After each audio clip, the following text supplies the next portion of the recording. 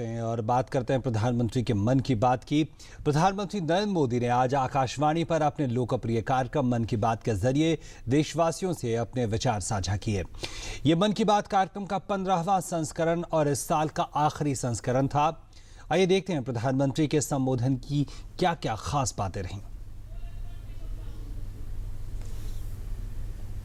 मेरे प्यारे देशवासियों, आप सबको नमस्कार।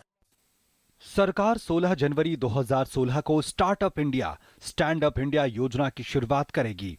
रविवार को आकाशवाणी पर मन की बात कार्यक्रम के दौरान प्रधानमंत्री नरेंद्र मोदी ने इस बात की जानकारी दी। प्रधानमंत्री ने युवाओं से नवाचारों की दिशा में आगे बढ़ने का आह्वान किया।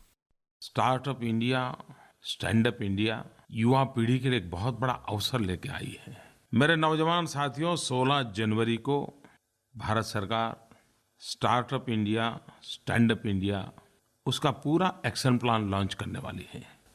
हिंदुस्तान के हर कोने में नौजवानों के पास प्रतिभा है, उन्हें अवसर चाहिए।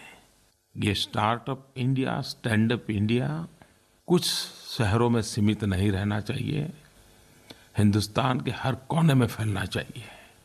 और इसलिए मैं राज्य सरकारों से भी आग्रह कर रहा हूं कि इस बात को हम आगे बढ़ाएं। विशेष रूप से सक्षम लोगों को प्राप्त खास योग्यता का जिक्र करते हुए प्रधानमंत्री ने लोगों से उन्हें विकलांग की जगह दिव्यांग कहने का आह्वान किया। क्यों न हम हमारे देश में विकलांग की जगह पर दिव्यांग शब्द का उपयोग करें।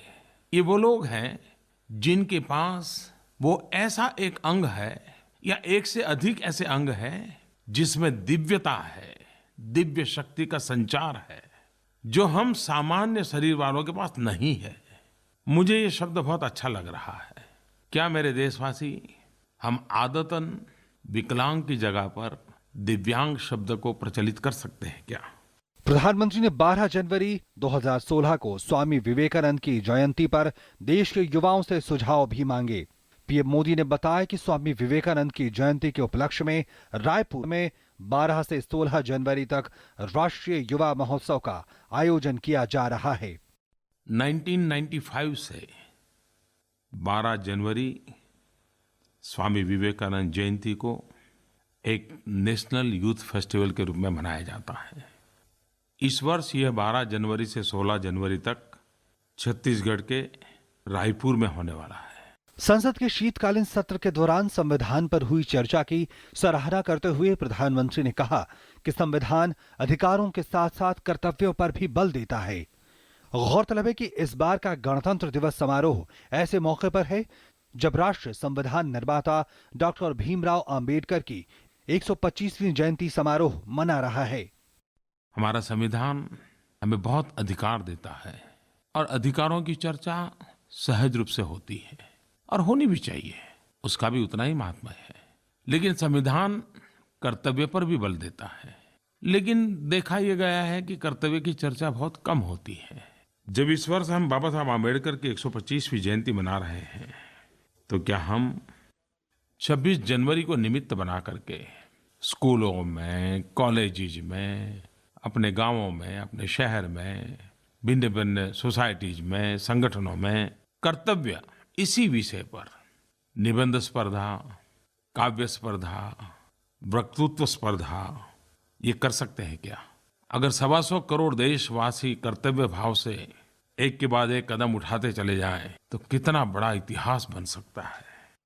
पीएम मोदी ने सरकारी योजनाओं के प्रचार प्रसार पर जोर देते हुए कहा, लोगों को योजनाओं से मिल रहे फायदों की पूरी जानकारी होनी चाहिए। पिछले दिनों भारत सरकार ने एक प्रयास किया कि योजना के जो हकदार हैं उनके पास सरलता से लाभ कैसे पहुंचे। हमारे देश में गैस सिलेंडर में सब्सिडी दी जाती है, करोड़ों रुपया उसमें जाते हैं, लेकिन ये हिसाब किताब नहीं था कि जो लाभार्थी है उसी के पास पहुंच रहे हैं कि नहीं पहुंच रहे हैं, सही समय पर पहुंच रहे हैं कि नहीं पहुंच रहे हैं। सरकार ने इसमें थोड़ा बदलाव किया। जनधन अकाउंट हो, आधार कार्ड हो, इन सब की मदद से विश्व की सबसे बड़ी largest direct benefit transfer scheme के द्वारा सीधा लाभार्थियों के बैंक खाते में सब्सिडी पहुंचना। देशवासियों के बताते हुए मुझे गर्व हो रहा है कि अभी अभी Greenidge book of world record में इसे स्थान मिल गया कि दुनिया की सबसे बड़ी डायरेक्ट बेनिफिट ट्रांसफर स्कीम है जो सफलतापूर्वक लागू कर दी गई है। पहल नाम से ये योजना प्रचलित है और प्रयोग बहुत सफल रहा है।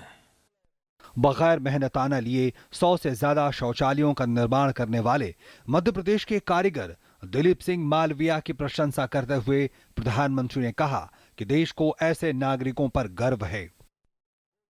छोटे से गांव के दिलीप सिंह मालविया, उन्होंने तय किया कि गांव में अगर कोई मटेरियल प्रोवाइड करता है तो शौचालय बनाने के लिए जो मजदूरी लगेगी वो नहीं लेंगे और वो मुफ्त में मैसन के नाते काम करते हुए शौचालय बना देंगे। भोजपुरा गांव में उन्होंने अपने परिश्रम से मजदूरी लिए बिना ये काम एक पवित्र काम है इस मान करके अब तक उन्होंने 100 शौचालयों का निर्माण कर दिया है।